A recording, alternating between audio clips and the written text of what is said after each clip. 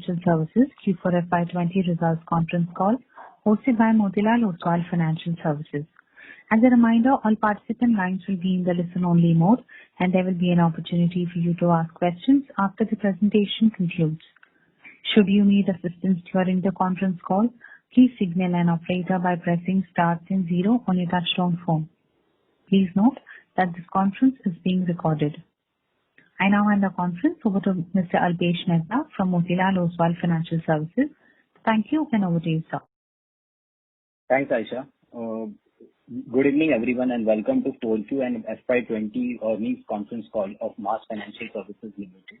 To discuss the earnings and the business strategy, we have with us Mr. Kamlesh Gandhi, Founder, Chairman and Managing Director, Mr. Mukesh Gandhi, Co-Founder, Whole-Time Director and CFO, Ms. Darshana Pandya, Director and CEO, and other senior management from the company. Now, without much ado, I hand over the call to Mr. Kamlesh Gandhi, and post which we can have a Q&A session. Thanks, and over to you, sir.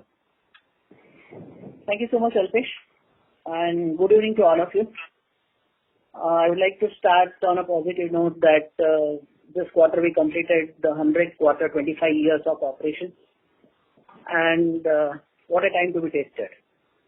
So this was an ultimate test, God forbid nothing more than this, and we will be presenting to you that how exactly we are navigating and what exactly the position is of the company amidst all this pandemic and all this challenging situation. So as you have that over the last 25 years, we have grown very steadily. We have followed the fundamentals, and as clearly mentioned in the presentation, you can see a very steady and a calibrated growth over all these years. And as I'm aware that besides the number and the performance for the year and the quarter, the much focus will be on how we are navigating the present crisis and what is our outlook going forward. So I will start with how are we managing it. So as we know, I'm not going to much dwell on the various problems because I think there's an overdose of discussion of all those problems. So I would like to be very objective on how exactly we as a company are understanding this and how we are navigating this. While we are a 25 years old company and have navigated through various crises in the past, this is unprecedented.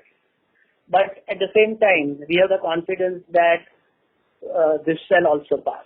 And that confidence comes from our 25 years of working, and few of the things which I will discuss with you, what makes us confident. To start with, the first thing is the fundamentals on which we have been working so far.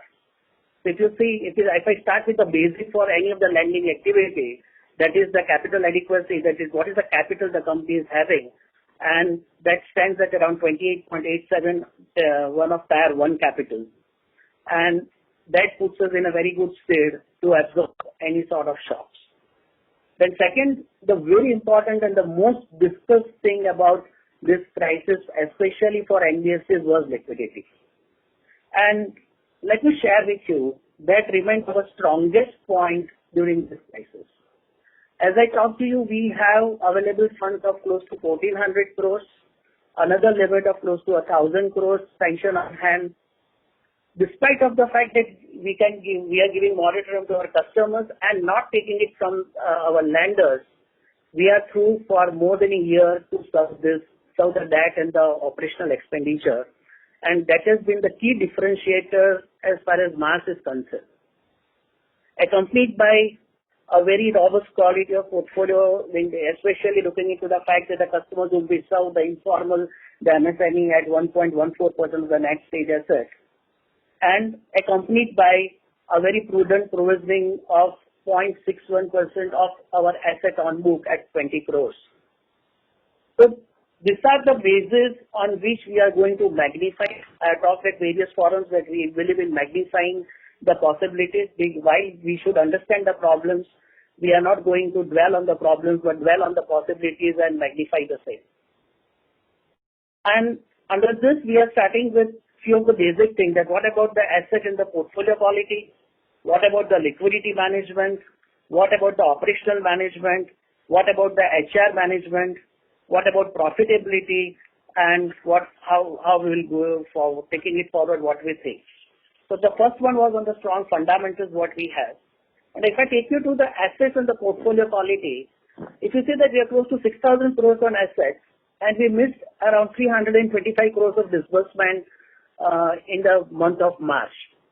I was discussing with Alpesh before that we have forgotten another crisis amidst this pandemic. That was the Yes Bank moratorium we started as early as 6th of March. And you know that in financial services there is always a contingent effect. So right from the month of March, we have to be very, very circumspect on how we conduct ourselves in terms of disbursement, in terms of keeping the liquidity on hand. As we have learned, especially from IL&FS crisis, that sufficient liquidity on hand is very vital for NBFCs to survive and then later on thrive and grow. So we lost around 325 crores of disbursement, and we took a very cautious approach of not doing any disbursement in April and May. So to say, there was no opportunity since we are almost in lockdown.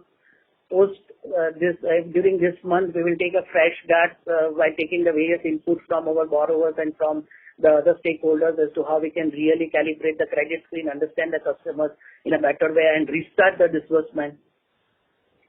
And very important thing I'm coming to is now on moratorium. Now on moratorium, I will start with the basic understanding. We have been serving this sector since last 20 years. And in our presentation, we have very clearly manifested what we understand on moratorium. That especially this forbearance given to the clients whom we serve, MSME, that is in terms of moratorium, if we give any forbearance, it does not signify a big credit prognosis. This is what we all need to understand. Because if I step in the shoes of any SME, and if I am in this position, I will not think twice to take a moratorium irrespective of my liability position unless I am very comfortable paying it or I have a fair idea of new liability coming to me. So with this, we are trying to manifest to the borrowers that we don't only extend credit where it is due, but we also give all the facilities within our capabilities.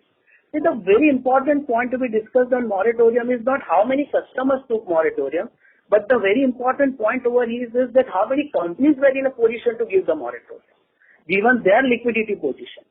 So if we talk about mass, we are in a position to give a moratorium for the first 3 months. We will evaluate the situation for next 3 months.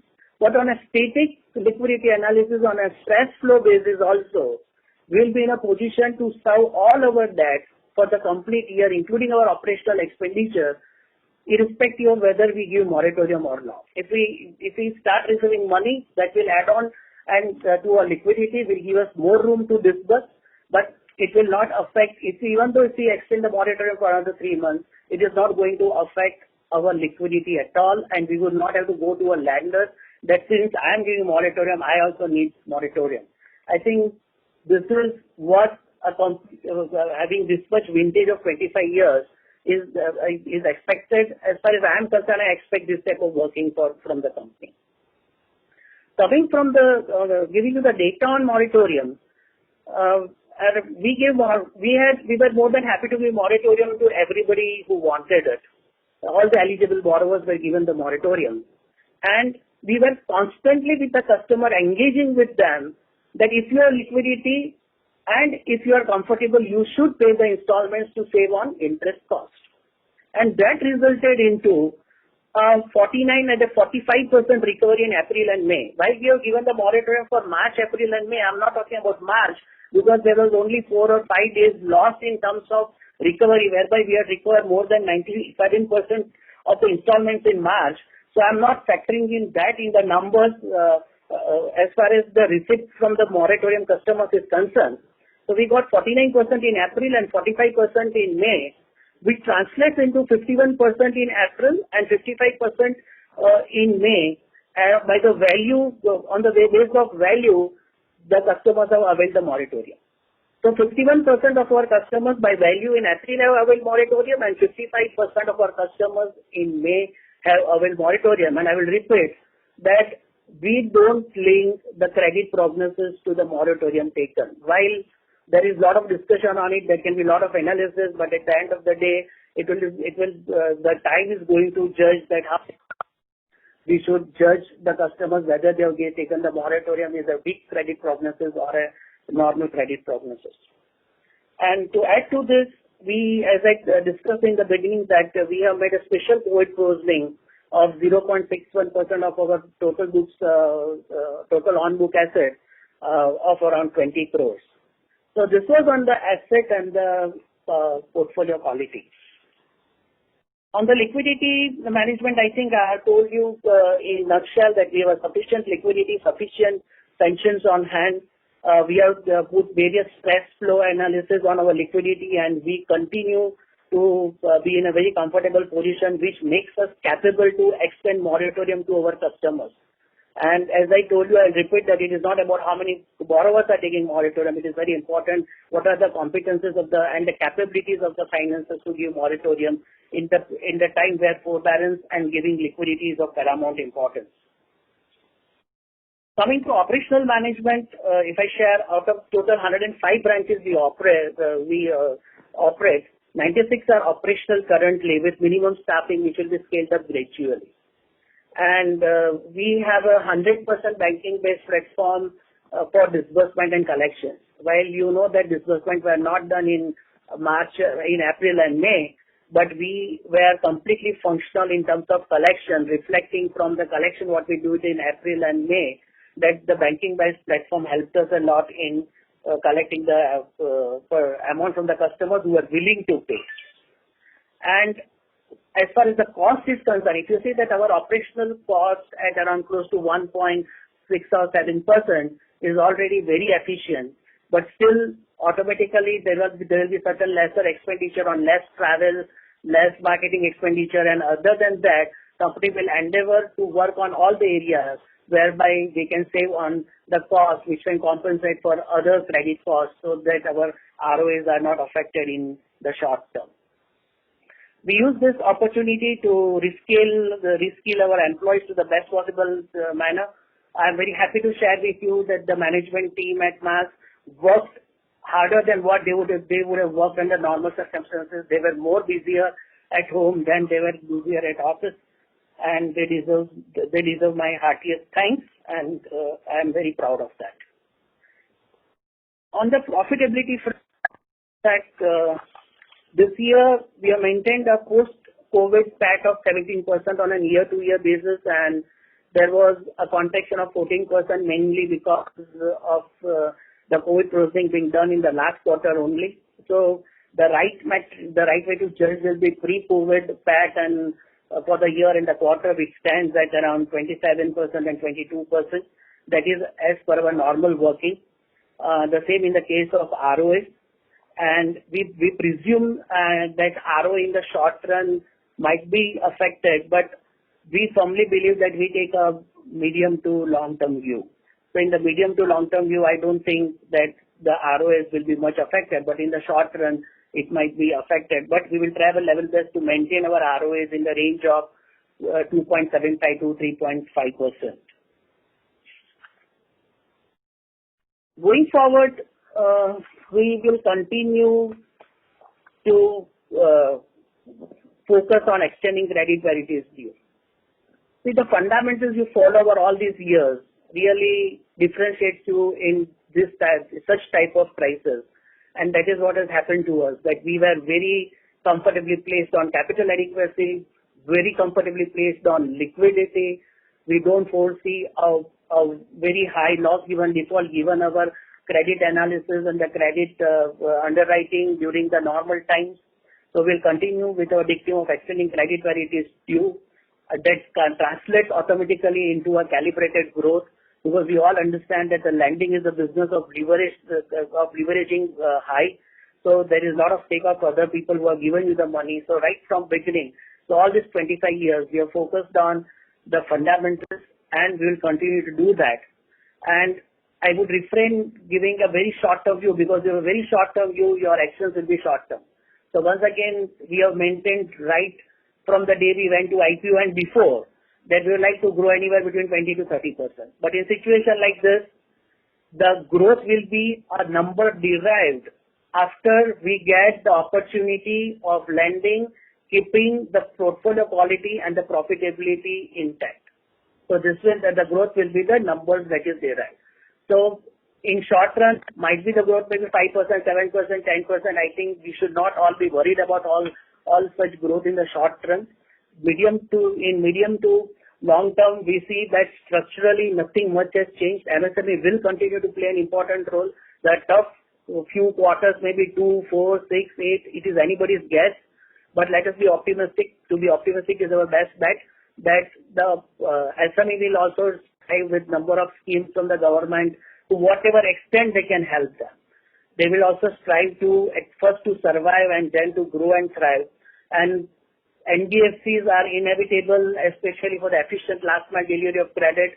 And the companies like us who are niche expertise will definitely get the opportunity to grow in future, provided you have the patience, provided you are the wherewithal to go through this tough time, provided you don't have to take any urgent decisions based on the things which are out of your control. So I'm very happy to share with you that all the fundamentals followed for all these 25 years, having a calibrated growth. We started, I've shared with you a number of times, there is a very humble beginning of 2 crores in 1995, took 25 years to reach 6,000 crores. But it gives you satisfaction when under this trying times, you can prove that, okay, you are 25 years old with the position you are in, especially in terms of liquidity, capital adequacy, and the quality of assets. So this was from us in terms of the COVID presentation. I'll be happy to take any of the questions. But once again, I will like to repeat that we are fundamentally strongly pleased to face the situation. We are thankful to the borrowers that despite of giving them the moratorium, more than 50% are paying. We anticipate the same thing to go to continue going forward, maybe in June, July, August. Why we are more than happy to give moratorium to that? Because we personally believe that moratorium will stabilize the liquidity position and does not necessarily signify a big credit prognosis, given our underwriting practices.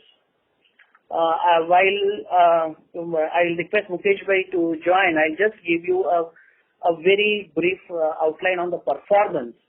So for the performance for the March 31st, it is around 6,000 crores of AUM with around 12% growth in AUM and around 17% growth in PAT. And if you say pre-COVID, it transfers into 27%. Whereas on a quarterly basis, it is contracted by 14%. But if you say pre-COVID, the profit have risen by 22%, which stage 3 assets at 1.14%, which is stable. And the additional provisioning done is not netted off from this stage 3 assets. That's a floating COVID provisioning done by us. So we are not accounted for net stage. We are not accounted for this 20 crores when we talk about 1.4% net stage 3 assets. On the product wise, on the detailing, I will request Dashabin to take you when she briefs you on the performance. So this is from my side that this is the 25th year. We stand very confident and very optimistic while we know that these are unprecedented situation, but we think that we have the wherewithal to navigate through this, and this shall also pass. I will request Mukesh Bhai to share his thought with all of you, and then I will request Darshan and Ankit to take you through the detailing. Mukesh Bhai, if you can please share your thoughts. Thank you, Kamlesh Bhai. Thank you all for participating in this analyst meet. See, basically, as Kamlesh Bhai already told you, that we always keep on following fundamentals. Be it is asset side or liability side or liquidity side. Because of this, our approach, we could sail through all the difficult situations. When we were on 99th quarter, we were planning to celebrate this 25th year, but we never know that it will be in a different way. So BT is, as Kamlesh Bhai told you, that this also will pass it on. And because of our fundamental approach, we always come through all this type of the crisis, even in past, and this crisis will also be, we will be through because of our approach. And we continue to take our approach in the same fashion so that we will have a moderate growth, but we will be on the very solid footing. So this is what I want to tell you. And then I request Darshnaben and Ankit to crunch the numbers. Thank you. Thank you, sir. So if I take you to the numbers in detail, our asset under management has gone up by 11.76%. And last year it was 5,338 crores. This year we have closed at 5,966 crores. Our total income has gone up by, on Q1Q basis, it has gone up by 11.10%. And on Y-on-Y basis, it has gone up by 19.30%. Profit before tax, if we look at on year-on-year basis, it is almost remained same. It is 0.23% up. And on Q1Q basis, it is contracted by 25.15%. If we look at profit after tax, on year-on-year basis, it has gone up by 17.16%. And on Q1Q basis, it has gone down by 14.24%, and that is mainly because of the special provisioning of 20 crores. And if we look at the numbers before COVID provisioning, our profit PAT would have been gone up by 27.16% on Y-on-Y basis and 22.32% on Q1Q basis. Gross stage 3 asset is 1.42%. Last year it was 1.39%, and net stage 3 asset is 1.14%. Last year it was same.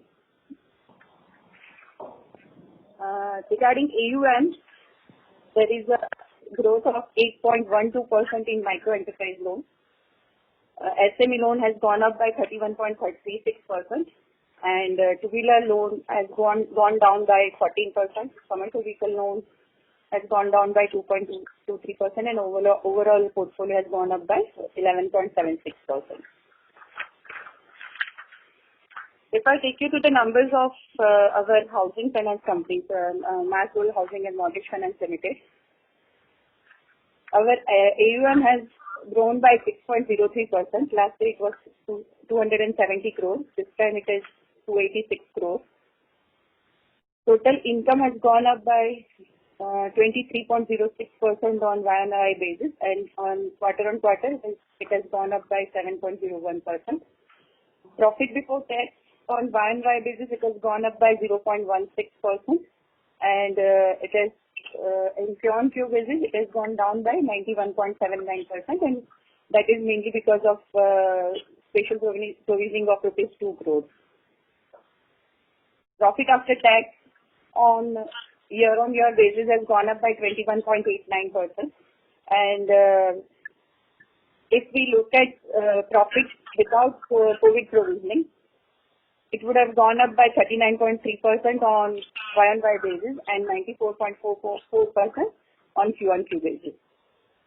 Our gross stage 3 asset in our housing finance company is 0.34%, and net stage 3 is 0.25%. Last year it was 0.36% gross stage 3 and 0.26% net stage 3.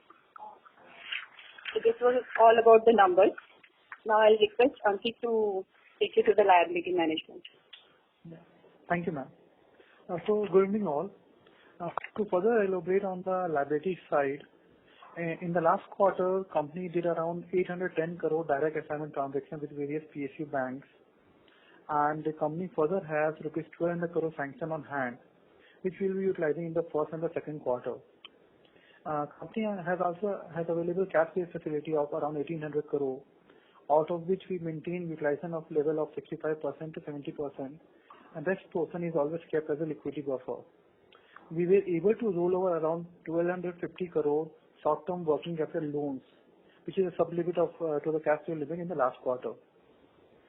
Company further raised rupees 300 crore long-term loans in the quarter, including rupees 25 crore sub-debt. This helped the company to further strengthen the asset liability maturity pattern. The unutilized sanction of long-term loans as on date is around 250 crore. So as on 31st May 2020, the company had liquidity buffer as cash on hand of around 700 crore and unutilized CC sanction limit of around 700 crore. Further, sanction on hand of 1450 crore. Also, company has also applied for fresh sanctions from its existing lenders, as well as under the various schemes launched by RBI and Government of India, like refinance from SEBI, under the PLTR scheme, as well as plans to raise fund under PCG arrangement. So just to end, the company is well placed with a capital adequacy of 30.96%, with Tier 1 capital of 28.87% and debt equity of 3.01%. Thank you. So I hand over the call to Kamlesh sir. Thank you, Ankit. Now we are open to take questions. Thank you very much. We will now begin the question and answer session. Anyone who wishes to ask a question may press star and 1 on their touchtone telephone. If you wish to remove yourself from the question queue, you may press star and 2. Participants are requested to use handsets while asking a question. Ladies and gentlemen, we will wait for a moment while the question queue assembles.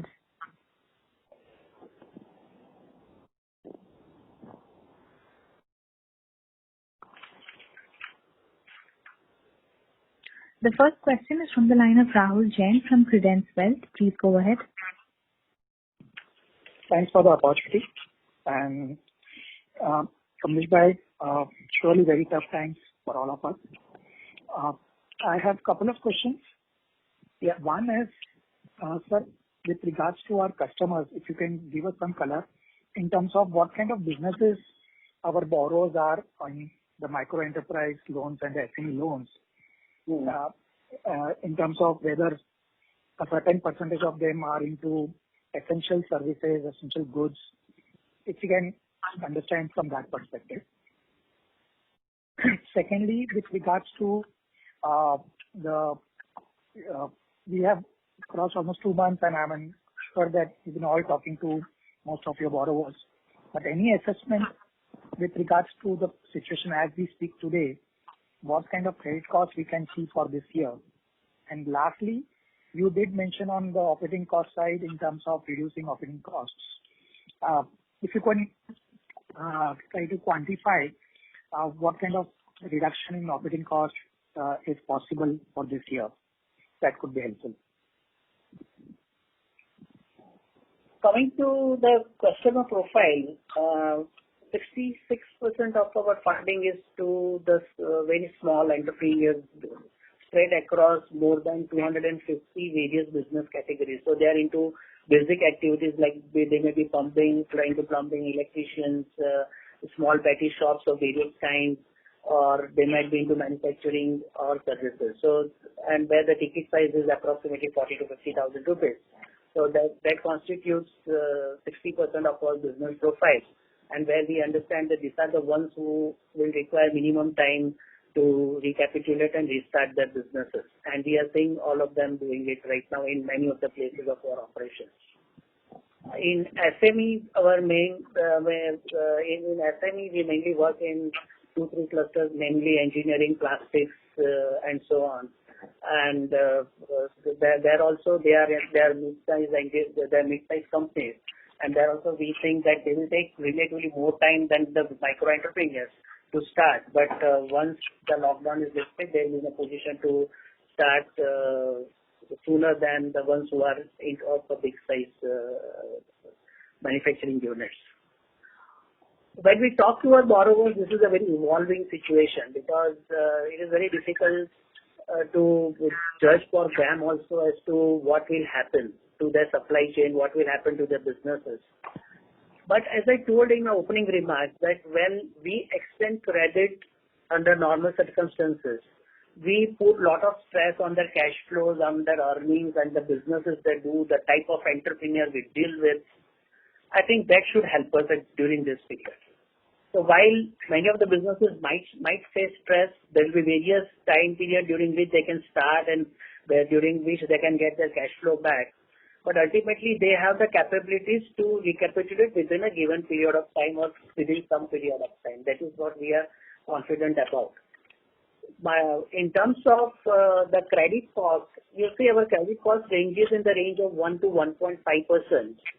Very difficult to guess a number, but depending upon all the situation and knowing our underwriting practice, that might from 1% to 1.5%, it might range between 1.5 to 2%. And in terms of credit, in terms of operational costs, we might be in a position to reduce our operational cost on a static basis, because operational cost will be the function of the growth we take. So, and at what part of the year we get the growth. But we believe that in terms of percentage, we might be in a position to shrink our operational costs by 0.25 to 0.35%. So at the end of the day, while maintaining a NIM of around close to 7%, which is right now 7.25%, if we take a ballpark figure of 7%, we foresee return on assets after credit cost and operational cost to be in the range of 2.75 to 3.25%, as against 3.34% currently. Sure. Any challenge in tracking some of our microfinance borrowers, whether on the urban side or the smaller towns?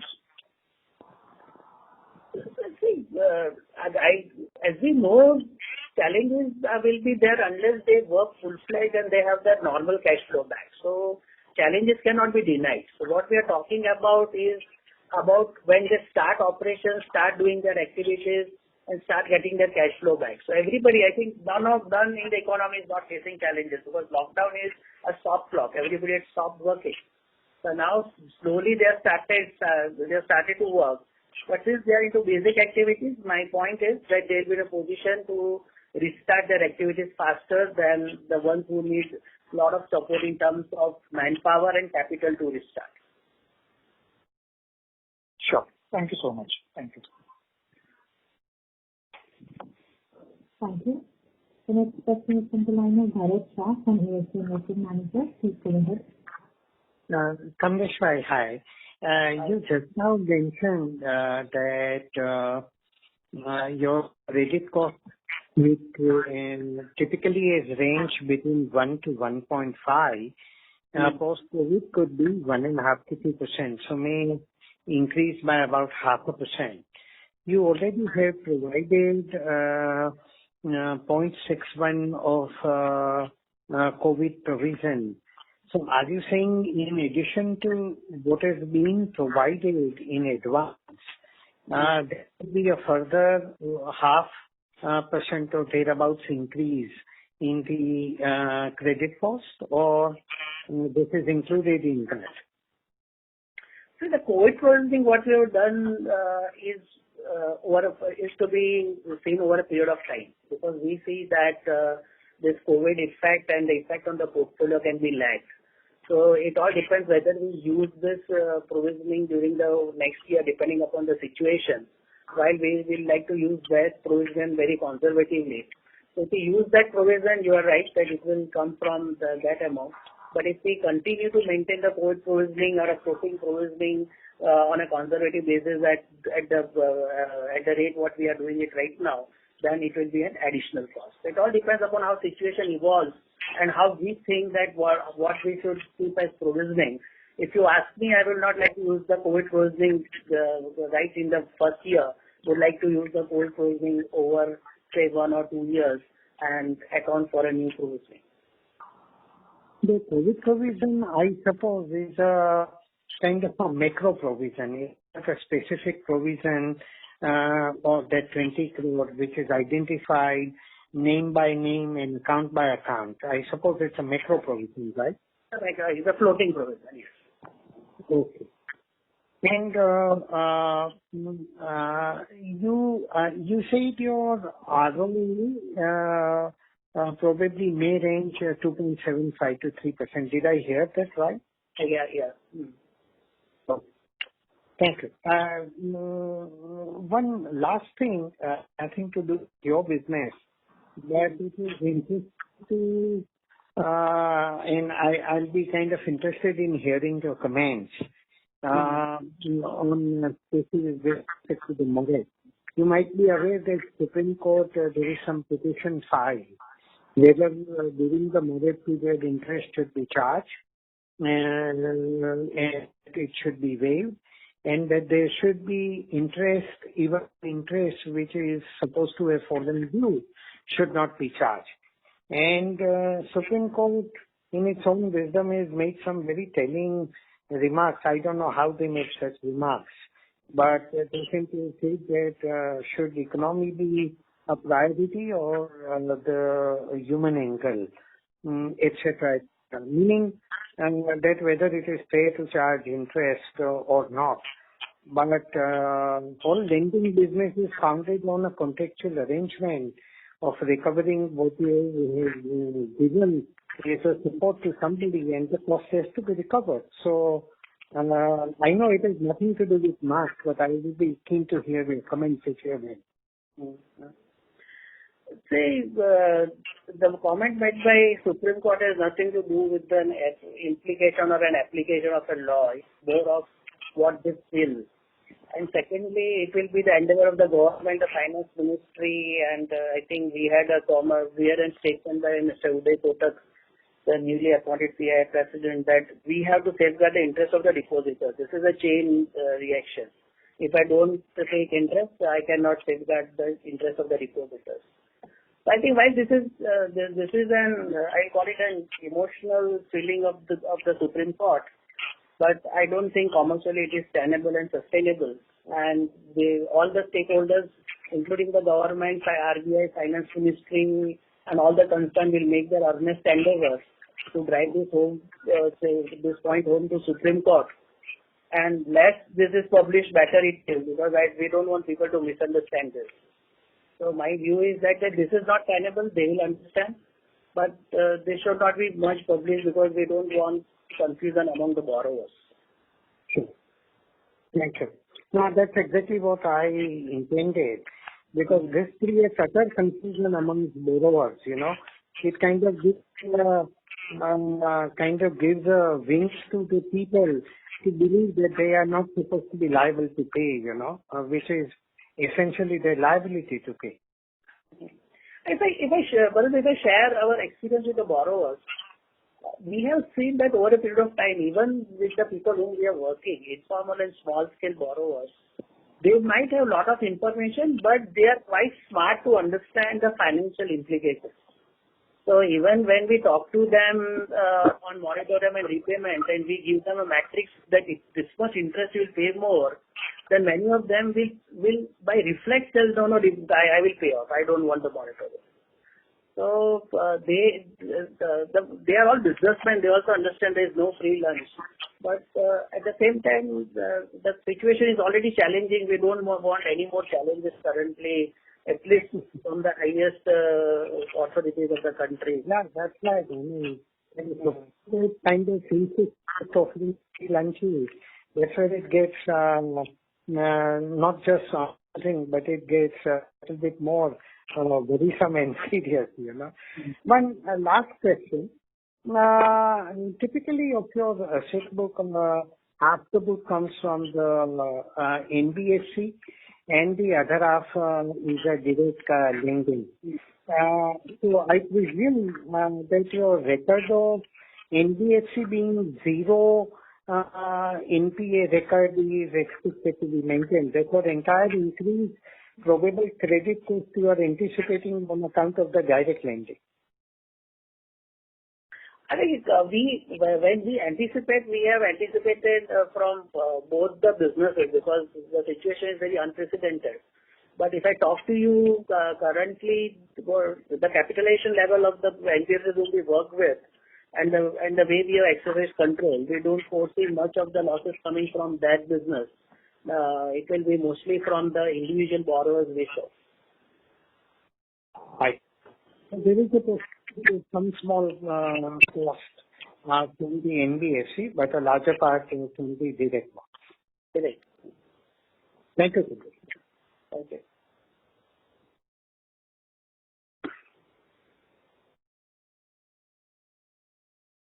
Thank you.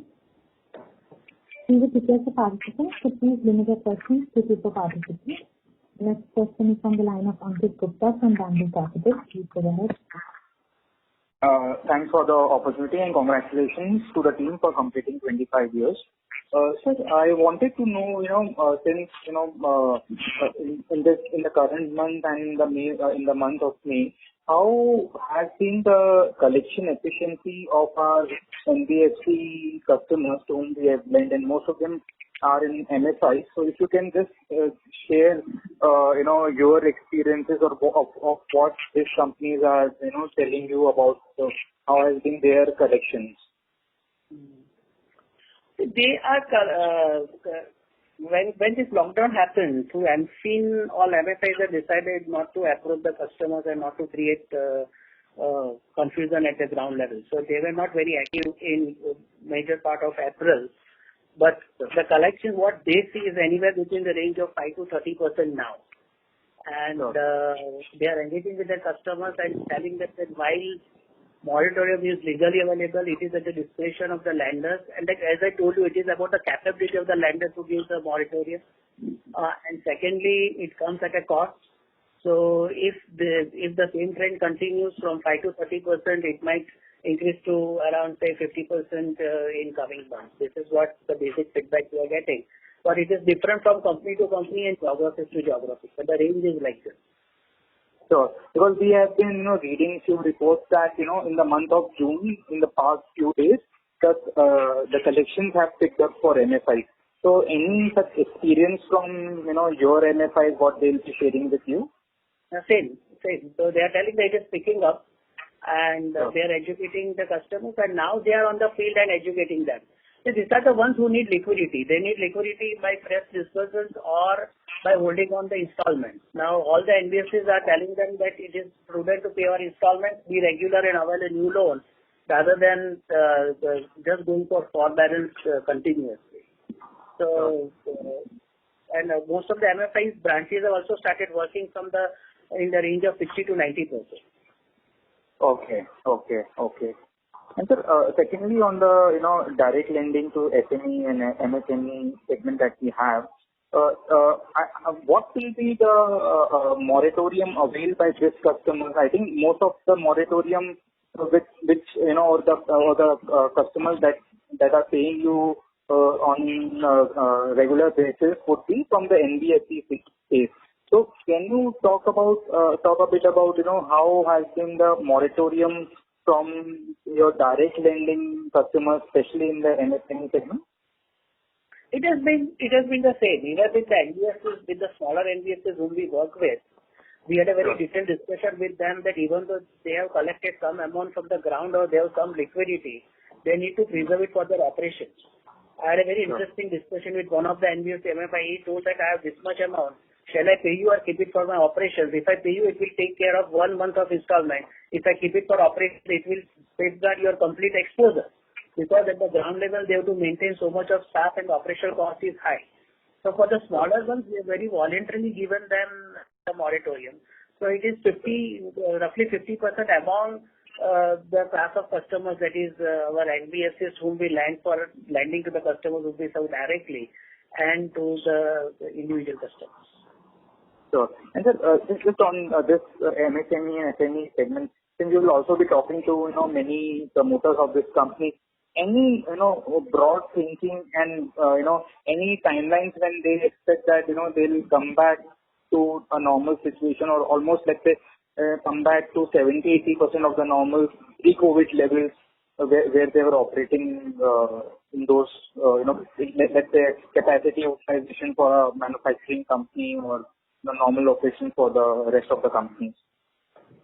It depends upon the cluster they are into and depending upon the geographies they work in. So there are the different clusters, the different geographies have different challenges. And let me tell you, every information what we get right now is purely assumption, and there are psychological impact also. I was discussing with few of my colleagues that all the surveys what we do and then we derive and extrapolate it on an industry and a national basis is not right. So this is an evolving situation, very difficult to predict when it will be 70%, 80%. But let me tell you, It is like that we are worried for our 5 to 10% exposure in its overall balance sheet. That person is worried, interested, and concerned for his complete balance sheet. So he is going to do everything at his disposal to restart. If it will take 3 months, he will not take 3 months and 1 day. That is the basic faith you need to have on them. And during that period, you have to understand them, not be unrealistic in your demand. That is where all the lenders who have the capabilities of forbearance and giving liquidity will navigate through it and will emerge more stronger. Say, for example, you are SME, I say that, okay, I can be with you for another 3 months, and when you restart your operations, I will reevaluate you, and I have the capacity to fund you more because I trust you as an entrepreneur, I trust you as a business model, and your new cash flow can accommodate this much borrowing. I think that will be the right thing to do, and not many lenders will be in a position to do it, but the ones who are having the strong fundamentals will emerge more stronger if they do this. Okay. Thank you so much, sir. Thank you.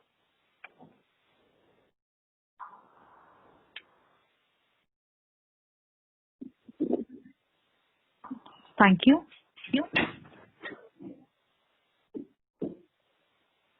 The next question is from the line of Subhranshu Mishra from BOB Capital. Please go ahead. Hi. Thanks for the opportunity, sir. A couple of questions. First one is the NBFCs that we on-lend to, how many of them have asked us for a moratorium, and how many have we taken any moratorium from the bank? So that's the first question. The second order question is that industry experts believe that the assignment volumes will come off drastically because of the moratorium that in the present situation. A large part of our borrowing comes out of the direct assignment. So what is our sense on direct assignments going forward in FY21 and FY22? And if you can walk us through a few key line items where you think that the OpEx can come off drastically, or the way you are guiding, if you can give us some absolute numbers and line by line descriptions. So these are my 3 key questions. Around 60% of the NBFCs by value, we have given the moratorium. As I told you, we have not taken moratorium from our lenders. We are paying our obligations on time. So now we have sufficient liquidity to serve for a year and more than that. So we have not availed moratorium. In terms of assignment, we have 1,200 crores of assignment limit, as Ankit told you, on hand. And while qualifying assets can be a problem when you're given a moratorium, but since 50-60% of our book is on time, so we will have sufficient pool on hand to assign. While the credit offtake at the banks is all-time low, the portfolio which we assign is in great demand, that is the MSME portfolio. There is a lot of pressure on the banks from all the fronts to increase lending to this segment. So given all these things, maybe for a quarter or two, the assignment numbers might not match the last quarter. But I think overall on a year-to-year basis, we'll be in a position to maintain this assignment levels, given our track record with various banks. We have a track record of more than 10,000 crores cumulatively with an immaculate quality, and the banks are more than happy to buy our portfolio. So I don't see this as a problem for the year as a whole. And are you sure on this, sir? Because naked transactions like assignments should fall drastically, sir. I think the investors would come out drastically in this particular environment for naked transactions like assignment. Are you very sure of this? We do a bilateral assignment transactions with public sector banks. It is a bilateral assignment transaction. It is not through securitization or PTC. So it's a bilateral transaction where one bank will give us a sanction and we'll be assigning the portfolio to them. So these are all bilateral transactions. So this is what our gauge is currently, and with the sanctions on hand for 2 quarters and our track record and the segment whom we serve, because for banks there are a lot of limitations to create the portfolio directly, that too within the given credit losses. If you see the CIBIL data, that SME funding through NBFCs has a credit loss of around say 5 to 7%, whereas banks have a credit loss of 18%. So they are more than happy to channelize this business through us. So I personally believe we should not find a problem for the amount what I want to do. Maybe on an industry as a whole, from 2 lakh crores it drops to 1 lakh crore, but I should not find problem for my 2,500 crores. This is what I understand. Sure, sir. And on the OpEx, sir? On the OpEx side, on a line by line, it will be difficult to give you that numbers, but the understanding comes from the reduction in variable cost. When the business is less, the variable cost will be less, certain fixed expenditures will be less. So there are various ways of reducing it, changing the matrix of fixed and variable to more on variable to fixed. And if you see, we don't have to work very hard because we have to reduce our operational cost marginally, because beyond a point you can't reduce it. We are at 1.61% and we are talking about a reduction of around 0.25%. So that amounts around 15 to 20% of reduction. I think among all the constituents of expenditures, we can work on that and reduce it. Right, sir. And just one data keeping question, sir. What is the provisioning that we have done specifically for COVID-19, sir, on the standalone book? 20 crores. 20 crores, sir. And what is the SMA2 number as of 31st March? Must be close to 82 crores. Right. So that's roughly 25% of the SMA2 book. That's the correct understanding, sir? Oh, yeah. Right. Sure. Thank you so much, sir. Best of luck. Thank you. The next question is from the line of Anil Desai from Dorsey Capital. Please go ahead. Sorry, one more team case. From my side. So first is, in the change scenario, if you already start disbursement or when you start disbursement, how do you think your credit assessment process will change? Because a lot of sorry to interrupt. Anil, could you speak a little louder? We are unable to hear you. Is it better now? No, your voice is cracking actually. Hello? Yeah. You can hear me? Yes, carry on. Yeah. So, sir,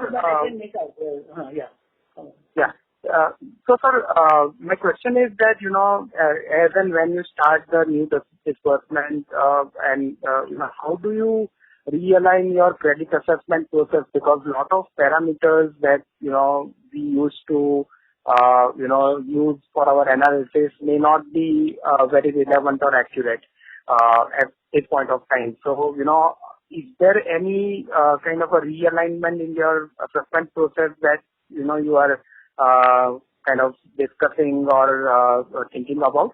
That is my first question. And second question is with respect to the moratorium. So, the people who have opted for moratorium would have to kind of pay back the amount which is accrued in this 6 months along with the compounded interest. So, the capacity utilization for their own businesses will ramp up gradually. So, do you think that, repayment for the moratorium due will be a much more elongated process than, kind of paying it off after 6 months? I think your first question on credit screen, if I summarize it, that we have a dictum of extending credit when it is due, which means that we are mainly into cash flow based assessment and the business model and assessment of the entrepreneur. So with the changing situation, that will be evaluated depending upon the geography clusters, and that will be once again recalibrated on all the levels. So that is a continuous process, be it COVID or no COVID. So we have a credit screen assessment done very regularly at very regular intervals, depending upon the quality of the portfolio we have. So this is a very continuous process across products, across geographies. In terms of the people who have taken moratorium, I think there are two ways of doing it. That if they might increase their installment, they want to pay, if it is within their means to pay that increased installment, they will keep the tenure fixed, or if they want to keep the installment fixed, they will increase the tenure.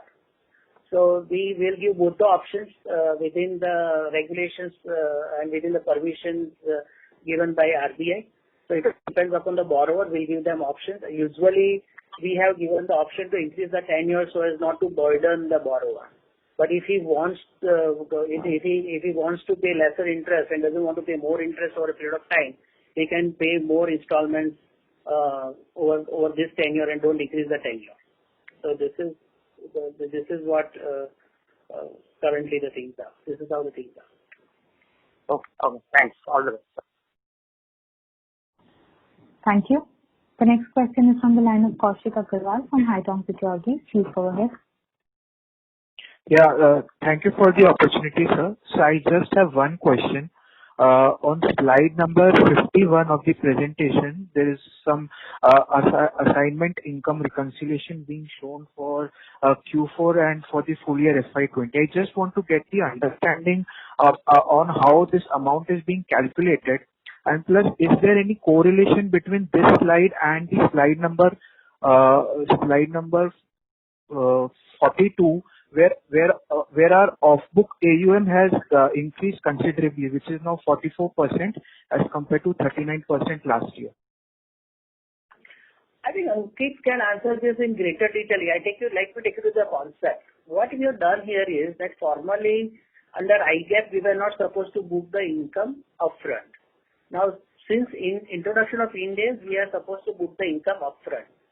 So what we are trying to tell that what is the income upfronted versus what would have been the normal income. So that is what we are trying to project. So the increase in assignment does not necessarily mean that increase in income because my earlier income is being reversed. So I think Ankit will be in a position to take you through the numbers and explain you as to how it has been done. Ankit, if you can explain how the things are. Yeah. So if you see the first point, that is upfront spread.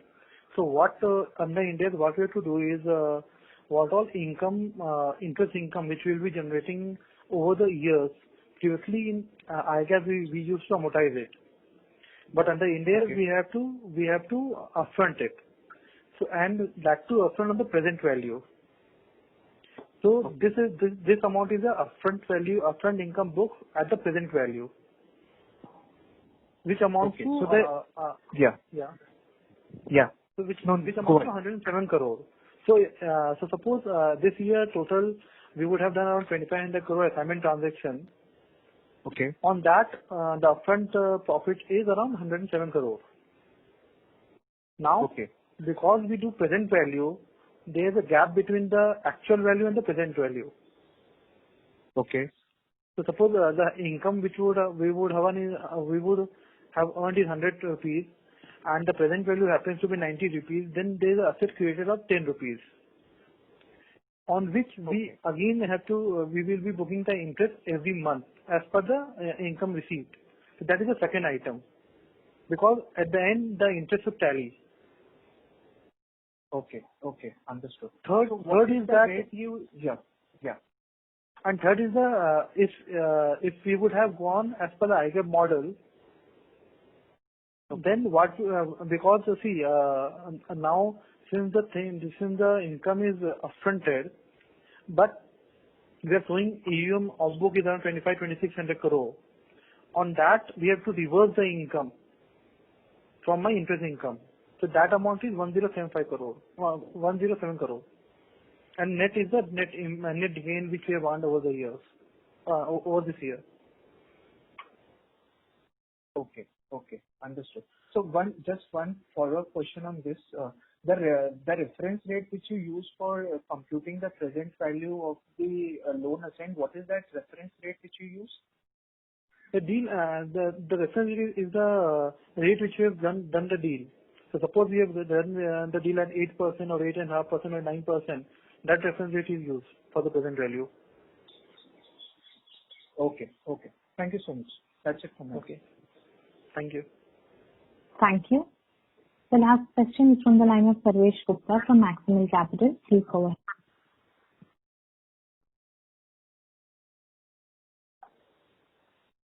Hello. Sarvesh, the line is in talk mode. Sir, first of all, congratulations to you and team for completing 25 successful years. Now, coming to the questions, sir, one thing if you can help me is that we can see there is a clear movement in the asset category in favor of the SMEs over the micro SMEs. So what particular outputs that you are getting from your model, which is leading you to do this, wherein you are favoring more of SME loans over MSME loans. So, since you are mentioning about financial screens which are being continuously changing in with respect to whatever the feedback that we are getting, if you can throw some light on that. See, historically we've been working with the informal class, and the advantage what we get is to grow along with the customer whom we serve. So over the years, we have a very large base of the entrepreneurs whom we have served on a lower ticket size. So we continuously engage with them and see to that how we can increase the ticket size going forward. As they grow, we also grow with them. And secondly, we do not have a very concentrated effort to within MSME to increase a particular portfolio. It is all about the opportunity we get from time to time, which passes the litmus test of credit and risk-adjusted returns. So you might see sometimes in some quarters we might see a growth in the micro enterprise loans or sometimes a growth in the small and medium entrepreneurs loans. So these are the two factors that guide us. Number first is which suits the litmus test in terms of risk-adjusted returns and the basic credit screens. And number second, we get an advantage to grow along with the borrowers. Because as we grow in our AUM, we also intend to grow our ticket size with the customers whom we are having a long experience in terms of their operations and their relationships with us as a borrower. So these are the two factors which will guide our product configuration within the MSME space. Understood, sir. And in terms of your overall book, if you can help me with some split between your rural, semi-urban and urban exposure, your split of, the kind of industries or kind of services that they are exposed to. And if you can, also tell us what is the difference in collection efficiency or any other numbers that you are seeing, when you dissect this portfolio. Rural and semi-urban forms around 65% of our assets. So we have been working in class B, C centers where we really think we add value in terms of last mile delivery of credit and credit dispensation is required there. So around 65% is from semi-urban and rural, and the rest 35% is from urban. I think I will share exactly the repayment pattern of based on rural, semi-urban and urban with you in detail. But as I understand that it will be skewed towards rural and semi-urban because they were less affected. So it might be the portion of around 60% in semi-urban and rural and 40 in urban because urban is more affected. This is what I understand, but we'll have to do, I'll share with you the numbers on that. And sir, if you can help us with the split in terms of the industries or the nature of the work that your ultimate end borrower is focused with. And one more split was the split between your red, orange and green zones, if you have that. As far as we can share the data point, but just to share with you more than 250 categories of customers whom we serve.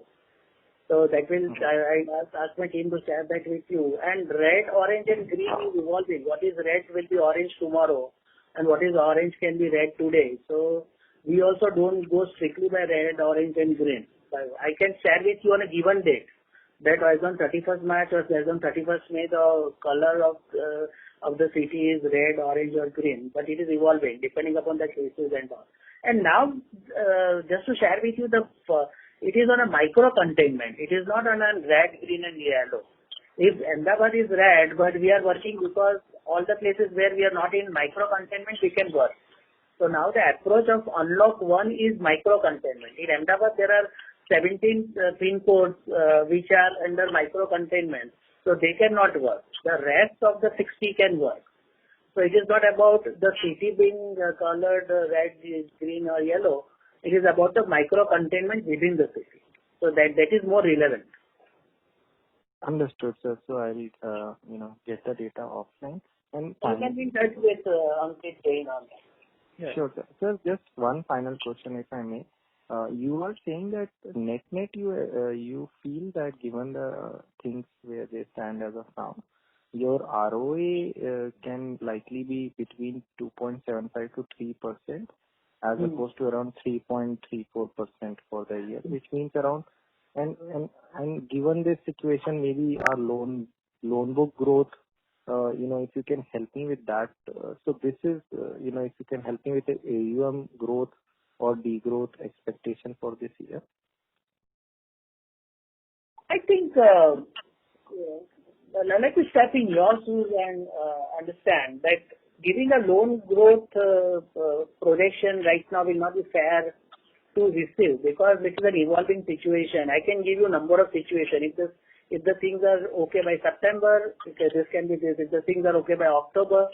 So for a lending institute, I think the right thing will be to derive the growth number rather than decide the growth number.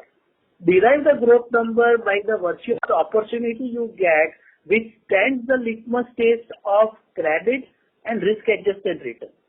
So I will not like to decide it, we will derive it. This is what we have done over all these 25 years. We are never afraid to say a 5% growth, and we are never afraid to do a 25% growth, provided we get the opportunity. So I think this will serve the interest of the investors, lenders, all the stakeholders, if this is the approach. That's all right, sir. But are you disbursing right now? What are your disbursements right now, if any? No disbursement currently. I think I shared in the opening remarks, we will be planning to do it from June onwards. Okay. So you have started from 1st of June, sir? We will start. So it is, we have not drawn it, but in this month it will start. So the things are at place, policies are being framed, understood, all the senior team is working on it. So we are very hopeful that we will be positioned to do something in June. Sure, sir. All the best for the coming quarter, sir, and thanks a lot for patiently answering the question. Thank you. Thank you.